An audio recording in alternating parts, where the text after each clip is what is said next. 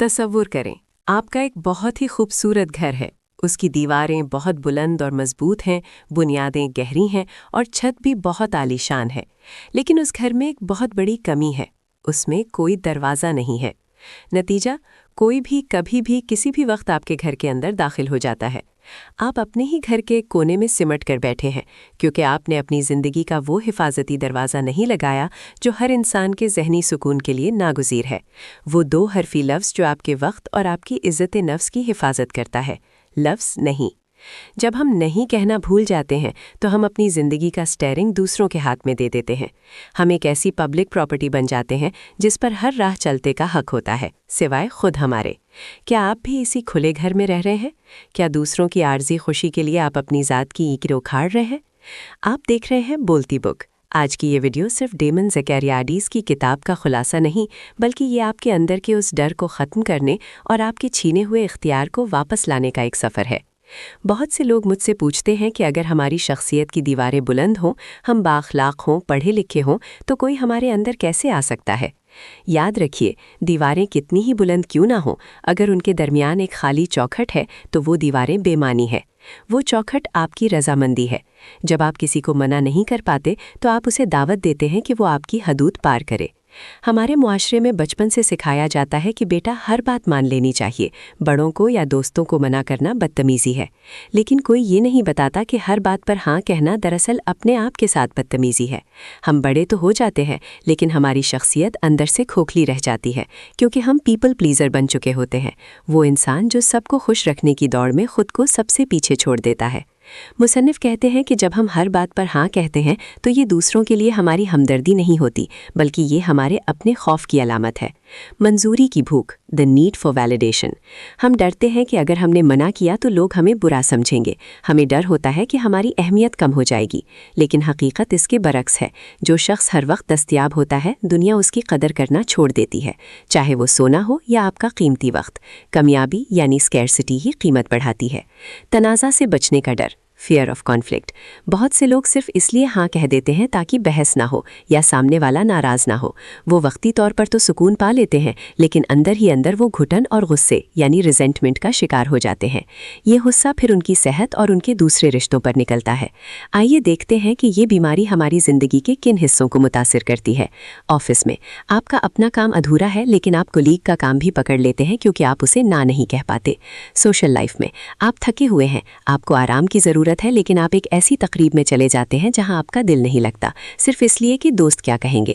گھریلو زندگی میں آپ اپنی ضروریات کو قربان کر کے دوسروں کی وہ فرمائشیں پوری کرتے ہیں جو شاید اتنی ضروری بھی نہیں تھیں۔ کامیابی دوسروں کی مرضی کے مطابق ڈھلنے میں نہیں بلکہ اپنی فطرت کو پہچاننے میں ہے۔ جب آپ کے پاس اپنے لیے وقت نہیں ہوگا تو آپ کبھی وہ نہیں بن پائیں گے جو آپ بننے کے لیے پیدا ہوئے تھے۔ ایک مثال لیں، ایک نوجوان ہے جو بہت باصلاحیت ہے، وہ پینٹنگ کرنا چاہتا ہے، لیکن گھر والے کہتے ہیں کہ فالتو کام چھوڑو اور ہماری پسند کی فیلڈ میں جاؤ۔ وہ نہیں کہہ پاتا۔ سالوں بعد وہ کامیاب تو نظر آتا ہے لیکن اس کی روح مر چکی ہوتی ہے۔ نہیں کہنا خود غرضی نہیں ہے، یہ سیلف ڈیفینس ہے۔ جیسے جہاز میں کہا جاتا ہے، پہلے اپنا آکسیجن ماسک پہنیں پھر دوسروں کی مدد کریں۔ اگر آپ خود ذہنی طور پر ٹوٹے ہوئے ہوں گے تو آپ دوسروں کے لیے بھی بوجھ بن جائیں گے۔ آج میں آپ کو ایک مشق بہنا چاہتی ہوں۔ اگلی بار جب کوئی آپ سے کچھ مانگے یا کوئی کام کہے تو فوراً جواب نہ دیں، صرف 5 سیکنڈ کا وقفہ لیں۔ اپنے آپ سے پوچھیں، کیا میں یہ واقعی کرنا چاہتا ہوں یا میں صرف ڈر کی وجہ سے ہاں کہہ رہا ہوں؟ اگر جواب نہ ہے تو گھبرائیے مت۔ اگلے حصے میں ہم سیکھیں گے کہ وہ کون سے جادوئی جملے ہیں جن کے ذریعے آپ کسی کو ناراض کیے بغیر مکمل وقار کے ساتھ نہیں کہہ سکتے ہیں۔ پیچھے ہم نے ایک گھر کی مثال دی تھی۔ کچھ لوگ سوچتے ہیں کہ اگر دیواریں بلند ہوں تو کوئی اندر کیسے آ سکتا ہے؟ یہی تو اصل نکتہ ہے۔ آپ کی شخصیت کی دیواریں کتنی ہی بلند کیوں نہ ہوں، آپ کتنے ہی بااخلاق اور قابل کیوں نہ ہوں، اگر آپ کی زندگی میں نہیں کا دروازہ نہیں لگا ہوا تو آپ نے خود دوسروں کو راستہ دیا ہوا ہے۔ دروازہ نہ ہونے کا مطلب یہ ہے کہ آپ کی حدود کھلی ہوئی ہیں۔ جب آپ انکار کرنا نہیں جانتے تو کوئی بھی شخص بڑی آسانی سے آپ کی بلند دیواروں کے بیچ موجود اس خالی راستے سے گزر کر آپ کی سکون کو برباد کر سکتا ہے۔ چاہے آپ ایک گھریلو خاتون ہوں، ایک محنتی نوجوان ہوں یا کسی کمپنی کے مینیجر، ہم سب ایک ہی جال میں پھنستے ہیں، احساس جرم کا جال۔ ہمیں لگتا ہے کہ اگر ہم نے منع کر دیا تو ہم خود غرض کہلائیں گے، لیکن مصنف ڈیمن زاہریڈس ہمیں ایک کڑوی سچائی بتاتے ہیں کہ لوگ آپ کو اس لیے استعمال نہیں کرتے کہ وہ برے ہیں، بلکہ وہ اس لیے استعمال کرتے ہیں کیونکہ آپ نے انہیں کبھی روکا ہی نہیں ہے۔ یاد رکھیے، جو آپ کی نہیں کی عزت نہیں کر سکتا وہ آپ کی ہاں کی قدر کبھی نہیں کرے گا۔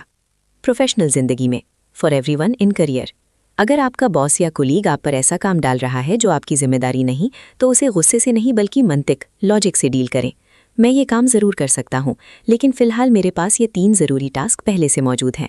اگر میں یہ نیا کام لوں گا تو پچھلے کاموں کی کوالٹی متاثر ہوگی۔ آپ کیا مشورہ دیتے ہیں؟ یہاں آپ نے نہ بھی کہہ دیا اور اپنی پروفیشنلزم بھی برقرار رکھی۔ سماجی اور خاندانی حلقوں میں دوست، احباب یا رشتہ دار اکثر ایسی فرمائشیں کرتے ہیں جو آپ کے اصولوں یا وقت کے خلاف ہوتی ہیں۔ یہاں سینڈوچ ٹیکنیک کا استعمال کریں۔ پہلا حصہ مثبت، آپ نے مجھے یاد کیا، اس کے لیے بہت شکریہ۔ درمیانی حصہ انکار، لیکن اس بار کچھ نجی مصروفیات کی وجہ سے میں معذرت چاہوں گا۔ آخری حصہ مثبت، انشاءاللہ زندگی رہی تو اگلی بار ضرور ملاقات ہوگی۔ مالی معاملات میں اگر کوئی آپ سے ایسے پیسے ادھار مانگے جو آپ کے اپنے بجٹ سے باہر ہوں تو وہاں شرمانے کی ضرورت نہیں ہے۔